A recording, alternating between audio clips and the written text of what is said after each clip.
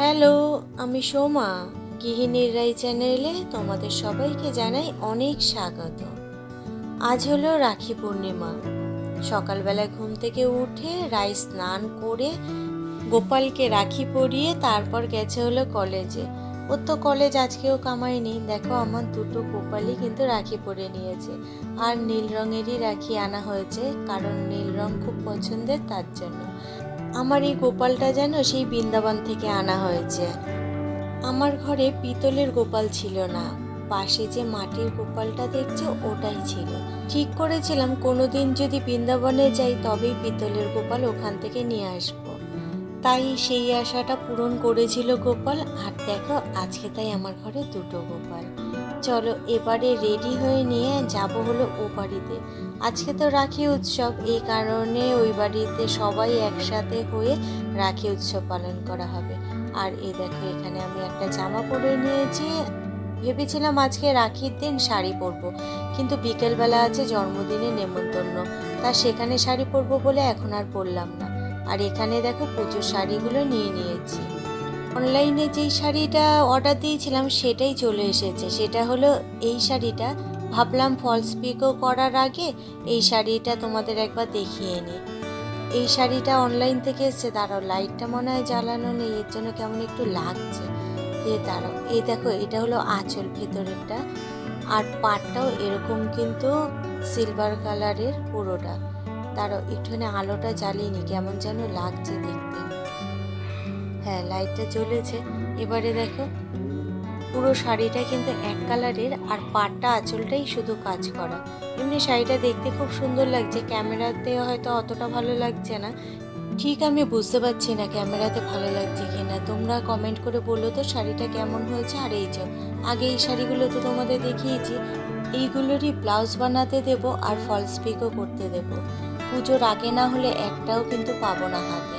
চলো এইগুলো নিয়ে একবারে বেরিয়ে যাই। আর আজকে একটা জন্মদিনের নেমন্তন্ন আছে বললাম না, তার জন্যই কিনে নিয়েছিলাম কালকেই একটা গিফট। প্যাক করা হয়ে গেছে, একটা ফ্লাওয়ার ভাস আছে। এটা আর তোমাদের দেখানো হয়নি। আর জন্মদিনে পরবো রাত্রিবেলা শাড়ি, তার জন্য শাড়িটাও নিয়ে নিয়েছি। চলো এবারে বেরোনো যাক। এখন আমি চলে যাচ্ছি, আর রাই তো কলেজে গেছে। ও কলেজ শেষ করে তারপরে সোজা ও রাম্মাবাড়ি চলে আসবে। আর ওখানেই হবে রাখির অনুষ্ঠান। ভাই বোনদের কাছে রাখি পূর্ণিমা, ভাইফোঁটা এটা কিন্তু স্পেশাল দিন। আর এখন আমি হেঁটে হেঁটে ভেতরের রাস্তা দিয়েই যাচ্ছি। এই রাস্তাটা তো এখন তোমাদের চেনাই। ও বাড়িতে যখনই যাই এইরকম ভেতরের রাস্তা দিয়েই যাই, মেন রোড দিয়ে আর যাওয়া হয় না। মেন রোড দিয়ে গেলে না অনেকটা ঘুরে যেতে হয়, আর এই কারণে ভেতরের রাস্তা দিয়ে সবসময় যাতায়াত করি। এখন দেখো দিয়া রাখি পরাচ্ছে, রাইও চলে এসছে বাড়িতে।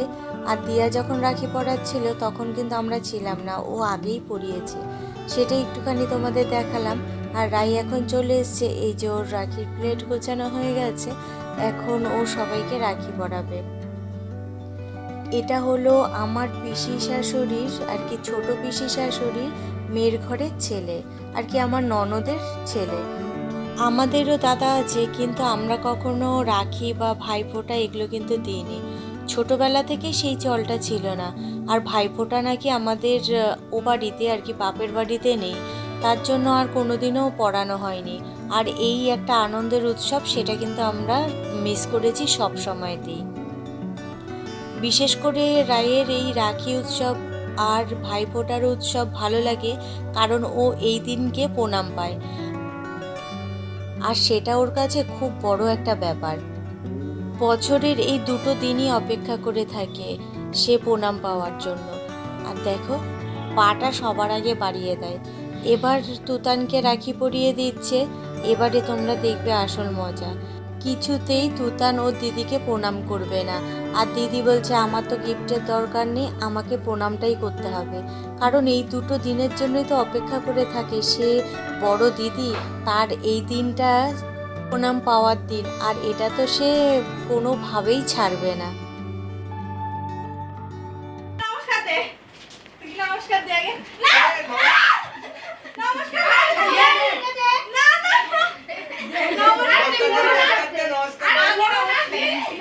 নমস্কার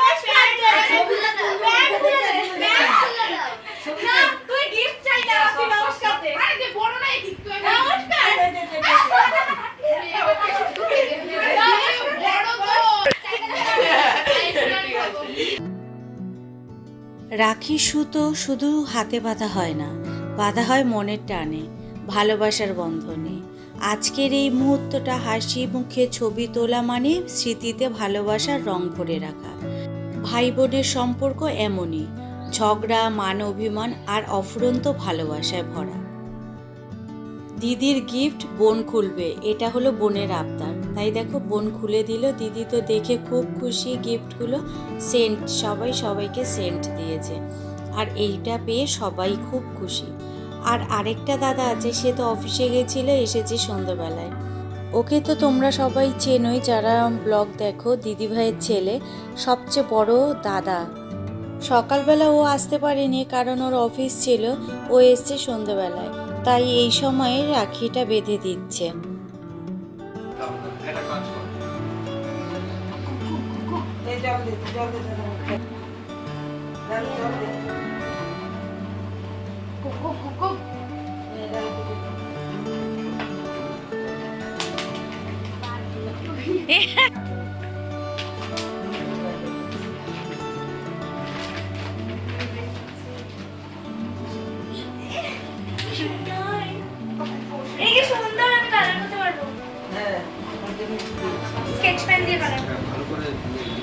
ইটটা ভালো করে দে, যাতে না খুলে।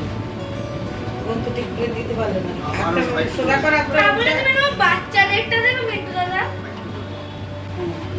রুদ্রক্ষ বড়া ঠিক, টিয়ারাও ঠিক। রুদ্রক্ষ বড়া ভালো, তাই না? এলো পানি পেলো, খুব সুন্দর। এটা এরা মিষ্টি মুখ করো, এটাই কি প্রণাম করতে হয়। এই আমিও ভুলে গেছি। রাত্রিবেলা এখন রেডি হয়ে নিয়েছি, শাড়ি টাড়ি পরে। বললাম না বার্থডে আছে আজকেই, তার জন্যই রেডি হয়ে নিয়েছি। এখানে মেজে যাব, সে রাইও রেডি হয়ে গেছে। যাব এখন, ছোট যা বাড়িতে এলেই তারপরে বেরোবো।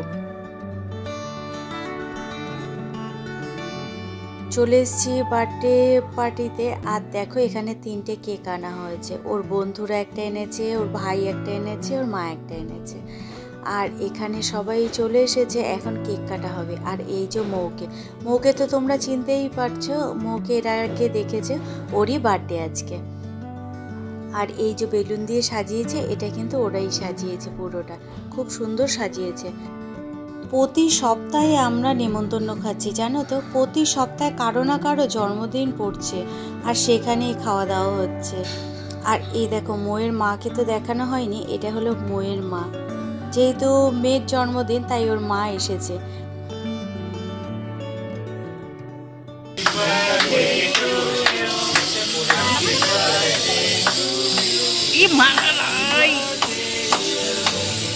আরে কারোর মাথায় দিলে খুব ইয়ে লাগে, বিরক্তি লাগে। মানে আমার মাথা গরম হয়ে গেছে। আতিস না বাহ, নিচের ওটা একটু ছাড়িয়ে নিতে হয় না? জন্মদিনের খাওয়া দাওয়া ছিল ফ্রাইড রাইস, চিলি চিকেন, কাবলি ছোলা, মিষ্টি, পায়েস, রসগোল্লা। আর রাখি পূর্ণিমা উৎসব উপলক্ষে আমাদের খাওয়া দাওয়া ছিল ফ্রাইড রাইস আর হলো কষা মাংস। দুটো খাবারই আমাদের কিন্তু বিশাল ভালো লেগেছে।